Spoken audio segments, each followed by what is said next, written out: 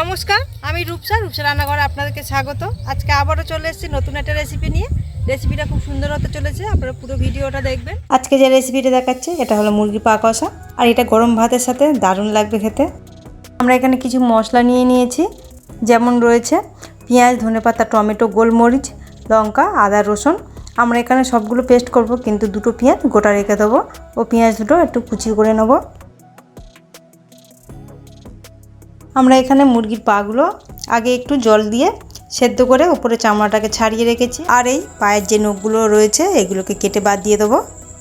সবগুলো একই রকমভাবে কেটে পরিষ্কার করে নেব। এর মধ্যে সামান্য কিছু যদি হলুদ চামড়া লেগে থাকে সেগুলোকে পরিষ্কার করে নেব। ওপর থেকে নখ আর চামড়াটা খুব ভালো করে পরিষ্কার করে নিয়েছি, আরও একবার জল দিয়ে খুব ভালো করে ধুয়ে নেব।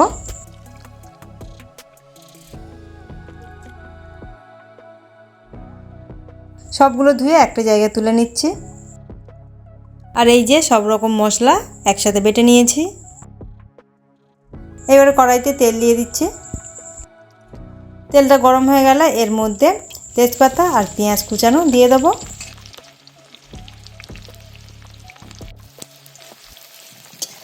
পেঁয়াজটা কড়াইতে দিয়ে খুব বেশি লাল লাল করবো না, হালকা একটু 2 মিনিটের মতো ভেজে নিয়ে, পেঁয়াজটা হালকা একটু ভেজে নিয়ে ওর মধ্যে মুরগির পাগুলোকে দিয়ে দেবো, দিয়ে কিছুক্ষণ ভেজে নেব।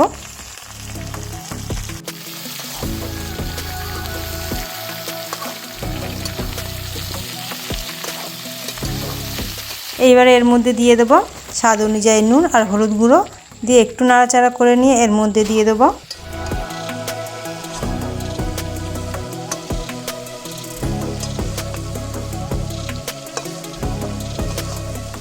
আর এর মধ্যে দিয়ে দিচ্ছি জিরে গুঁড়ো আর চিকেন মশলা, দিয়ে আরও কিছুক্ষণ একটু ভাজতে থাকবো।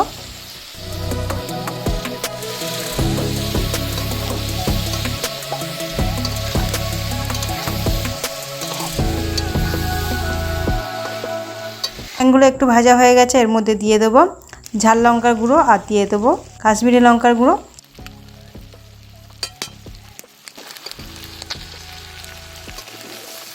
সব কিছু আরও একবার খুব ভালো করে মিশিয়ে একটু ভেজে নেব। এবার আগে থেকে যে মশলাটা পেস্ট করে রেখেছিলাম সেই মশলাটা দিয়ে দেব।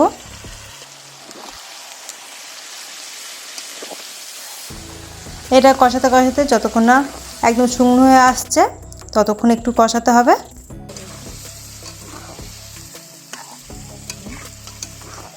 সব কিছু খুব ভালো মতো কষিয়ে নিয়েছি, আর মশলাটা দেখুন একদম ড্রাই হয়ে গেছে। এবার এর মধ্যে দিয়ে দেবো সেদ্ধ করার জন্য জল।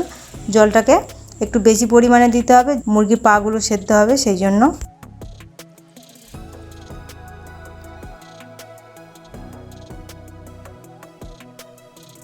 এবারে এটাকে একটু ঢাকা দিয়ে সেদ্ধ করব, আর মাঝখানে একবার ঢাকনাটা খুলে তলায় থেকে একটু বসে না যায় সেই জন্য একটু মাঝে মাঝে নেড়ে দেবো। আর এটাকে জল দিয়ে ফোটানোর সময় একটু ভালো মতো আঁচটা বাড়িয়ে দিতে হবে, তাহলে এটা খুব ভালো মতো ফুটবে আর টেস্টটাও খুব ভালো আসে। আর দেখুন কেমন টকবক করে ফুটছে এই তরকারিটা, আর ঠিক এইভাবে জালটা দিতে হবে। আমাদের তরকারিটা প্রায় হয়ে এসছে, আর এটা 10 মিনিটের জন্য ঢাকা দিয়ে রেখে দেবো। ঢাকনা খুলে এর মধ্যে দিয়ে দেবো গরম মশলা গুঁড়ো।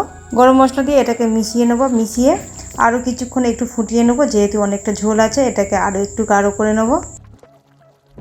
সব শেষে দিয়ে দেবো ধনেপাতা কুচি, আর এই ধনেপাতা কুচি দিয়ে নামিয়ে নিলেই আমাদের এই মুরগির ঠ্যাং কষা রেডি হয়ে যাবে। আমাদের এই তরকারিটা রেডি হয়ে গেছে, একটা জায়গায় নামিয়ে নিয়েছি।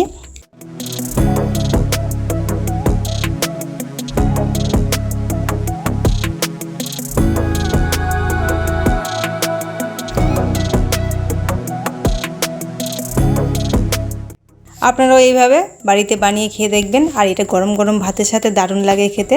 আর এর ওপর থেকে দিয়ে দিচ্ছি অল্প একটু লেবু রস, আরও সুন্দর খেতে লাগার জন্য। আর রেসিপিটা ভালো লাগলে অবশ্যই লাইক করে দেবেন। আমাদের চ্যানেলে যদি নতুন হয়ে থাকেন অবশ্যই চ্যানেলটাকে সাবস্ক্রাইব করে দেবেন।